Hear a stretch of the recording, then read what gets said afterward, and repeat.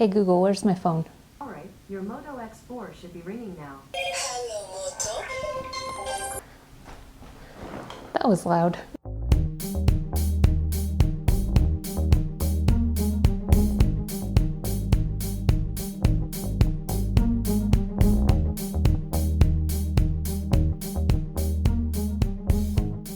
Welcome to CC Writes. My name is CC Lepke, and today I am really tired and I'm still gonna write. I've got, so far in my NaNoWriMo story, I've got 16,917 words, and I'm usually, so far I've been doing about 2,000 words per day on it. I think I'm so far ahead right now that I'd be happy if I could just get in 800 today, honestly, because I really am just exhausted. So that's what I'm going to try to do. I'm going to do some writing sprints and get in what I can while I can.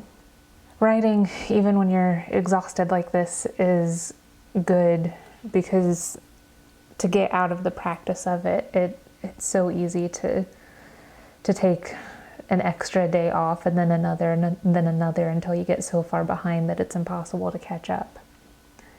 So as long as I write even just a little bit today, I think I'm going to be happy with whatever I manage to come up with.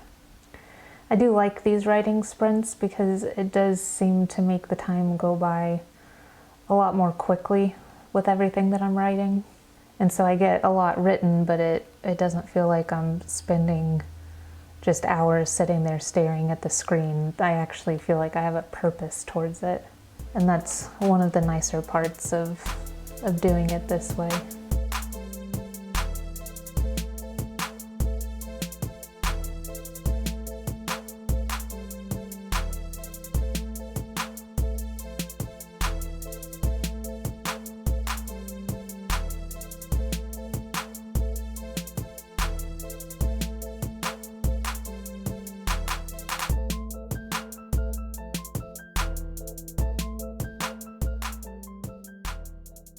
Well, I'm almost all the way to the goal that I have for today. I've got 618 words, and that's a really nice amount.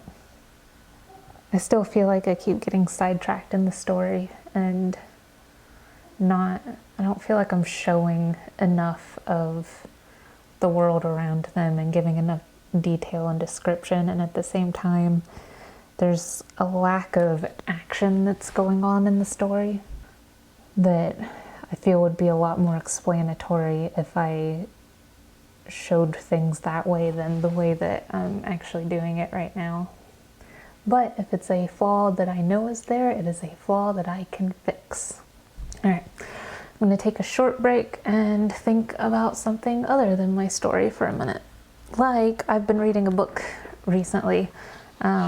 I've been reading The Darkest Part of the Forest by Holly Black, which is a fairy tale, because I wanted to get more into the feeling of understanding the sort of things that can go into a nice dark fairy tale. And another book that I was reading is The Immortals Quartet by Tamara Pierce. And she does a really great job with fantasy as a whole, and I thought the combination of those two stories would give me something really nice as reference material. I like using reference material for my writing. But I was reading through a part of The Darkest Part of the Forest, and she made a reference to Doctor Who, which has made me so happy to see, because Doctor Who is, like, I love watching it. We have the 9th, 10th, and 11th Doctors series here that we watch every so often, and we just absolutely, me and my husband absolutely love the show so much. And so it was fun reading a reference to it in another story. I'm almost all the way through the book too. I think I've only got maybe a couple of chapters left in it. I'm gonna be sad when I'm finished reading it, because I always get sad when I'm done reading a book. But lucky for me, I have a lovely collection of books, so I have plenty of other stories that I can get into that will that will give me something to hang on to. Tamara Pierce, she's one of my favorite authors. She does a whole series about the kingdom of Tortall, which is like a fantasy land, and she has female knights and a demi-goddess and like all of these really cool characters that are interesting to read about. So I just love going through those books over and over and over again. I've read them so many times. I first started reading them when I was in high school, and just absolutely fell in love with the world that she had created. And I've always wanted to be able to make something like that for other people and sort of give them the refuge that books gave me when I was a kid. I was always a really huge bibliophile ever since I first learned how to read. When I first learned, I always used to bring books with me to eat, and it would make my mom and dad so mad because I would have the bowl in front of me and then I would have the book on the other side of that, and I would just be reading as I was eating. So books have always been a huge source of joy for me, and to grow up and become a writer myself is, I mean, probably a foregone conclusion, but it's been really great for me, and I love writing a lot.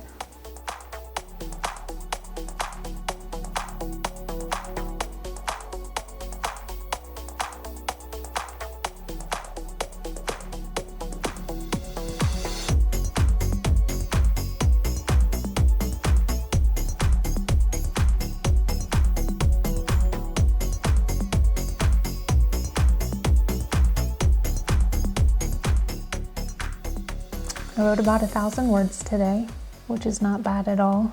I I wrote myself into a corner, and I really didn't like where the story was going and how I was telling it, and so I just decided to blot out some of all of the stuff that I had written over the last several days, but keeping it there so that I can keep the word count, because the effort counts, even if I have to completely redo most of my story now. What I decided to do was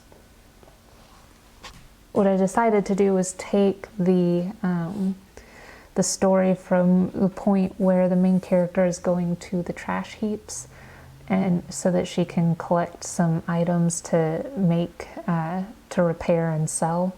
I wanted to put in an instance of discrimination against her by humans, because I haven't actually had very many humans in the story up to this point, and not having them in so far I think lessens the impact of what's going on with her and her community. And I wanted to sort of physically show the action of people being cruel towards her because of just being a fairy, and not even with the idea that, not even knowing that she has this extra power that makes her even more detestable to them. I thought it would be good to show a realistic view of the impact that has on her, and it would also sort of make her uncertainty and her fear of her own self and her abilities even more surface level, rather than just shoving it deep. So yeah, I definitely think it's needed changes in the story. Normally I would not go back so far and redo everything. Normally I would just, from where I was, try and get the story back to where I wanted it to be, but I had gone so far off track that it wouldn't have made sense the way that it was going. So yeah, that's where I'm gonna leave off for today. My internet's been messing with me a bit, so I don't want to take too many chances right now.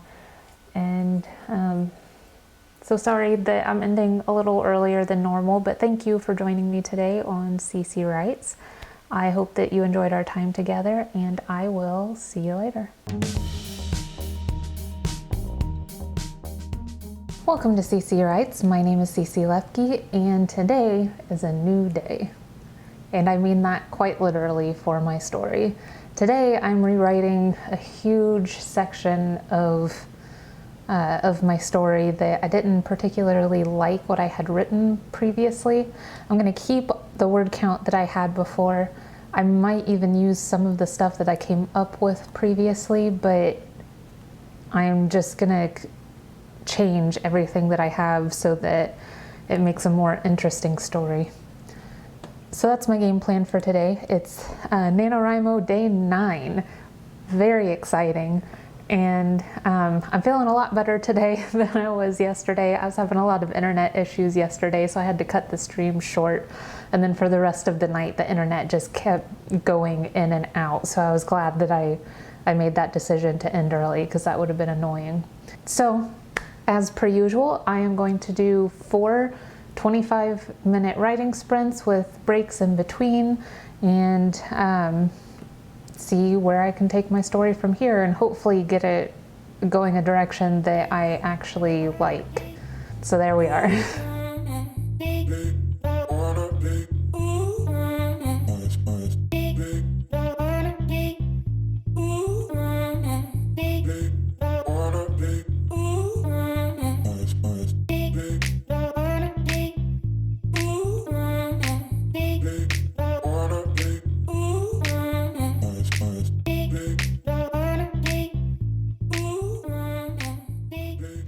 And today, the book that I'm reading is The Raven Boys by Maggie Stiefvater. It's another story that I've read before. Most of the books in my collection are ones that I've already read before, but I definitely have been enjoying reading it again, because knowing what happens in the story and then going through it again and sort of being able to experience the same clues but with an understanding of what happens in the future of the story is really fun for me. And there's one character that I've been reading, his name is Noah, and there are just all of these clues that the author drops about that character throughout the story that when I first read through, it was so subtle.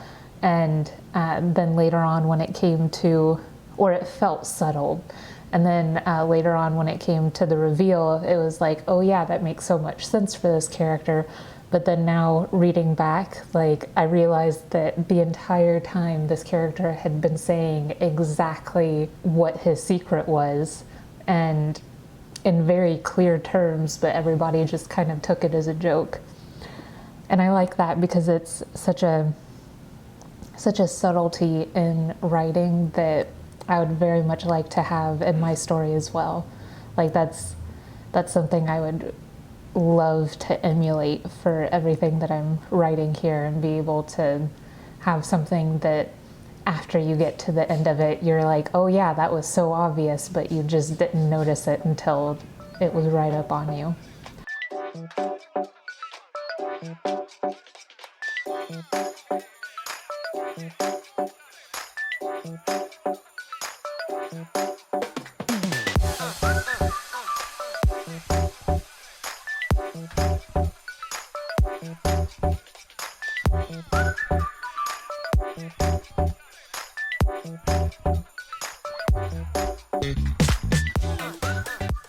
But yeah, so I got in 517 words, and they were good words. I was pleased with them.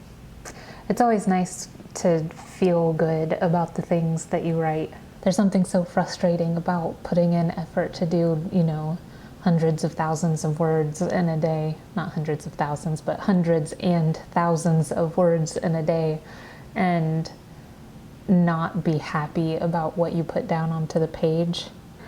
What I'm trying to get across in my story right now is the main character just had a run-in with a city guard, and the city guard didn't really do anything too terrible to her at the time, but what I'm showing right now is the result of post-traumatic stress disorder, which is in the past she's had multiple traumatic experiences, and over time those will come back to haunt people who have experienced multiple traumas and haven't had them dealt with. So she's going through a lot of the same feelings and experiences that people have when they have PTSD. such as she's reliving some of the experience in her mind. She's experiencing the physical effects of the emotions that she had during those times when she was traumatized in the past. And then she's going through, like, she's shaking physically, like she's cold. So yeah, all of those things are something that someone with PTSD would have. And I imagine it's something a lot of people who have had negative interactions with the police in reality would experience as well, because there are a lot of situations where somebody does something towards you or someone that you love, and even if the interaction that you're having right now isn't that same experience, you could be reliving something that happened a long time ago and experiencing that, like, flight or fight response when there's no reason for you to personally have it at that moment. And that's something that I always kind of wondered about, what people are going through when they're experiencing those things, because it's not something that I've ever had to worry about personally for myself. But I do also come from a small town where the police would often sort of terrorize the teenagers in the area. And a lot of times my brother and sister would be on the wrong end of that, and they would end up getting harassed. At one point, they accused my sister of being in a gang. And this is small town Indiana, where there are no gangs there. Like, there's just not. and so, like, being accused of being in a gang when it's just because you're walking down the road with your friends. So I'm trying to use my own experience with that, and then my understanding of psychology and human nature to sort of extrapolate what it might be like for people who actually do regularly go through experiences like this. And so post-traumatic stress disorder is one of those things that I'm certain somebody experiences as they're being aggressively dealt with by authority figures.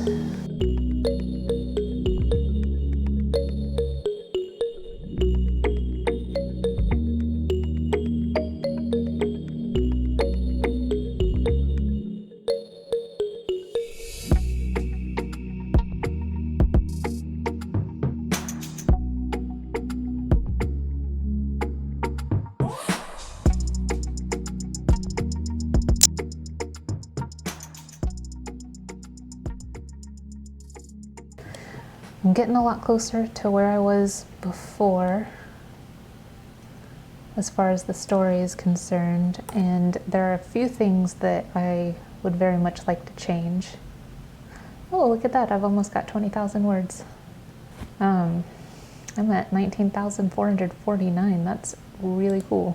So, there are a few things that I'd like to change for where I was going with the story to where I am going. Before, I had made it so that the sister who disappeared hadn't come back yet. This time, I think I'm gonna have her go ahead and come back and not just be gone. I do want her to eventually get captured by the traders in the story, the slave traders, but it makes more sense for that to happen sort of as a co-occurring storyline with the main character as she's trying to go to school, rather than the main character going to school as a result of her sister getting sold into the slave trade. Because I didn't feel like that was a very good motivation, and I didn't like fridging the sister that way. The sister, her role is more important to me. Not more important than the main character, of course, but her role is more important than just being a motivating factor for the main character.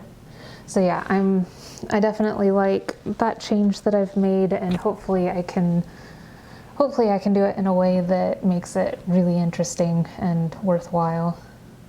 I like having the sister go into a storyline where she ends up developing kind of an addiction to the magic, change because of it and then overcome it and be a completely different, even more powerful person than she was before. I like highlighting all of my stories. One theme that tends to string along in all of them is the fact that I tend to include mental illness in what's going on. And substance use is one of those really intriguing and awful things that people go through that is as much a mental illness as it is a physical ailment. The biopsychosocial model is what they use to treat it. And that means that it's biological, it's psychological, and it's social. And all of those three things have to be addressed in treating substance use so that you can, so that a person is able to overcome it. So you can't address it in just one way, because that one way doesn't treat all of what's going on with a person when they're suffering from substance use. And I think putting something like that into this story is, it's a great way to teach people about it, and it's also a great way to show the reality of what's happening for that population. And I really love that about writing, that I can contribute in that way to those sort of subjects.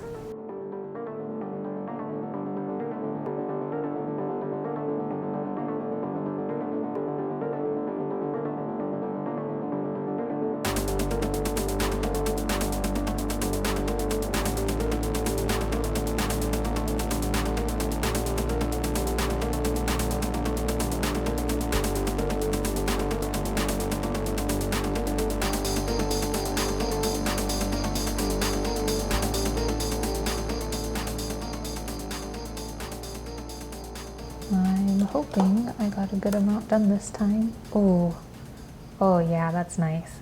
I got 736 words, so I'm now over 20,000 words in my NaNoWriMo story. I'm 20,185 words in. That feels good. That feels real good. Yeah, I definitely like the direction that this is going. This is going to be real good. I'm a lot happier with it now. So even though I'm 20,000 words into my story, I'm not anywhere close to being even a quarter of the way done, but we're getting there, and that is a good thing.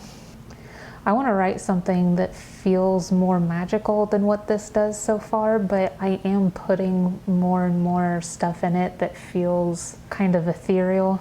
So I've got a lot of really good stuff planned, and I'm a good way into NaNoWriMo already. But yeah, that's all I have for today. That was my fourth writing sprint. I'm all done, so it's almost dinner time here, so I'm gonna go ahead and go so that I can get my meal started. But thank you so much for joining me today on CC Writes. I hope you had a good time, and I will see you later. Welcome to CC Writes. My name is CC Lepke. And today I am really excited because I'm getting a lot closer to the halfway point in NaNoWriMo. So today I am working towards sending my main character in my story to the magic school the magic university that I want her to go to. First, I have to sort of show in the story her interest in going to the magic university, because up to this point I haven't really done it very much. I did in the last stream get to the point where I can indicate her inclination to go, and then after that I can start building a case for why she wants to go and the tension that happens between her and her sister before she finally makes the leap to try and pursue it for herself. And I will get that started as soon as I find my phone that I did not bring with me. I'll be right back. Hey Google, where's my phone? All right, your Moto X4 should be ringing now. Hello, Moto. That was loud.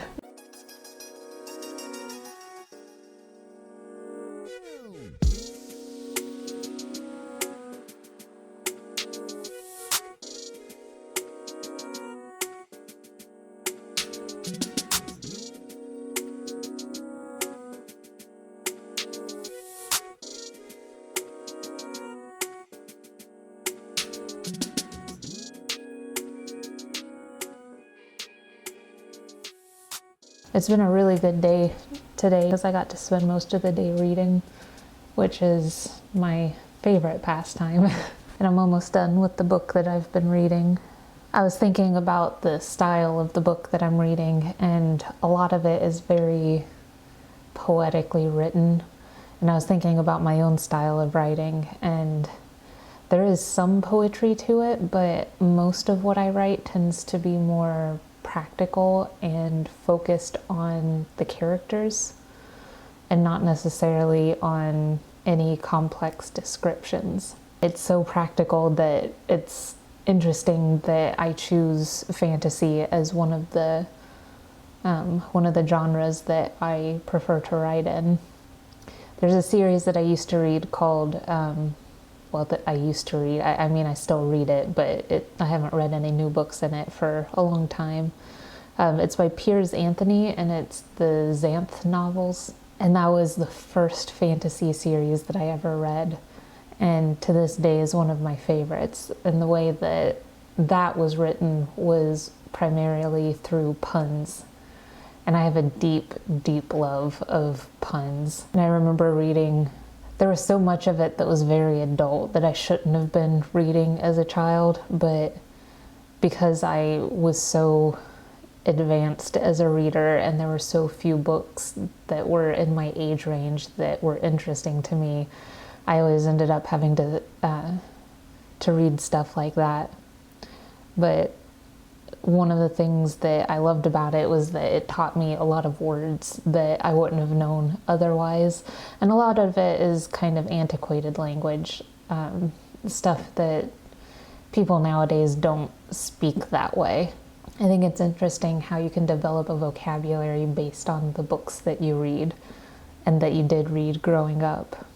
One of the best things about reading is how much you can learn from it and develop yourself as a person based on the stories that you've read. There was a study that I heard about a long time ago, and I can't call it up by name, of course, but I had heard that people who read more often are typically more empathetic towards the people around them. And I know for me in particular, reading did make me feel like it helped me understand the people around me a lot better in a time when everything was so confusing. And so books are good for a lot of things. I read an article just the other day that said something similar about trees, that children who are in green space more often tend to develop cognitively better than other children, and they also tend to show more of a streak of empathy, and they are more mentally balanced than children who aren't exposed to green space on a regular basis. And I thought that was very interesting because it's reminiscent of like Robert Frost and so many other poets who talk about the importance of communing with nature as a way to bring balance within yourself. So yeah, books and trees. That's the way to live your life. That's the way that I would like to live my life. If I could have like a seat up in a tree and where I could just read all the time, that would be absolutely glorious.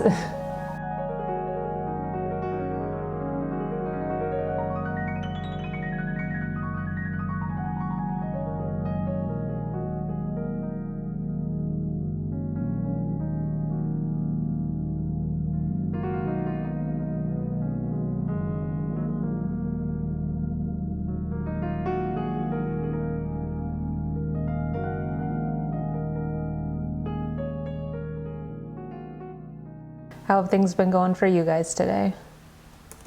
Had a solid stream earlier and getting through the rewrites. I'm having to rewrite a whole section of my story so far. I ended up going back and just redoing a huge part of the beginning because I just hated where my story was going. It's inevitable in rewriting. Yes, it definitely is. I don't usually have to erase so much of my work at once, but I definitely like where it's going a lot better now. editing is probably one of my favorite parts of the writing process. I really like going through and fixing things and making it a more interesting story that way.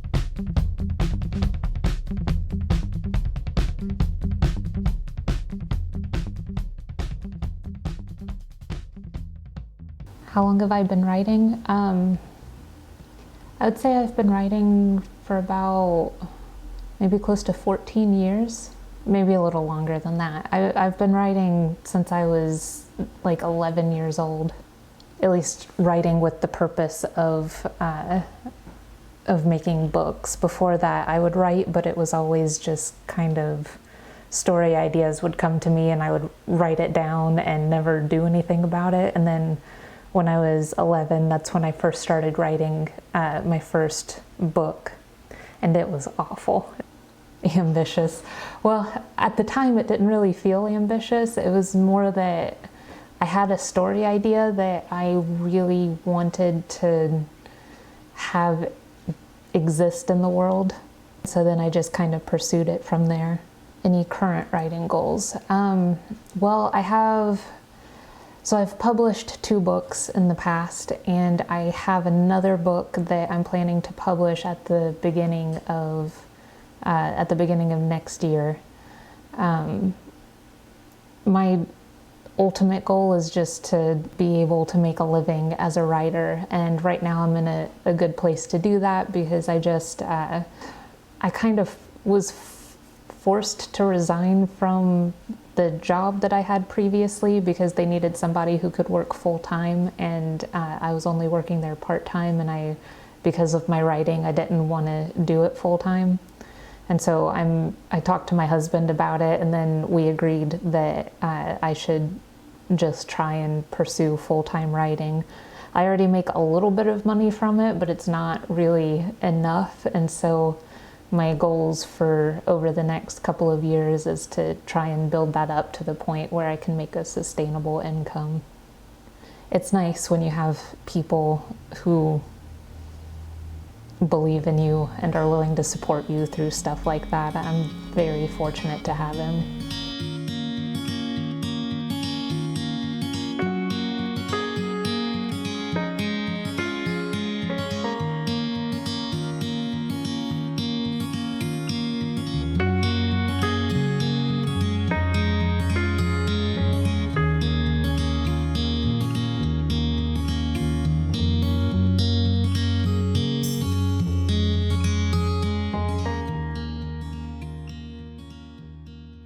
And I've got 22,566 words in this story. I may be just shy of 25,000 words tomorrow after I do my writing sprints, but I'm super close to being at the halfway mark. That is definitely something to be proud of, especially this early on. I'm about, it's another 5 days until I need to get there, so that's definitely worth the effort that I've put in, and no matter how tiring it's been this month, making sure that I get all of those words in, I think the consistency that I've been doing it with has been well worth it. I definitely like writing conflict in a story, but sometimes because I try to keep things natural the way it flows, if I don't set it up very well to begin with, then it'll get away from me, and I'm trying to avoid that as much as possible. I've always preferred character-driven stories, and I'm not of the type that will force my characters into doing something that goes against their character, and especially that goes against that like basic driving factor of who they are. It helps to make a more compelling story. Yeah, I've always loved the more character-driven stories, and so that's always what I aim for, even if I don't always hit it perfectly, but that's definitely the major goal. Oh, I just noticed the time. I need to get ready for dinner, but I really enjoyed chatting with you. Thank you so much for joining me today. And I will see you later.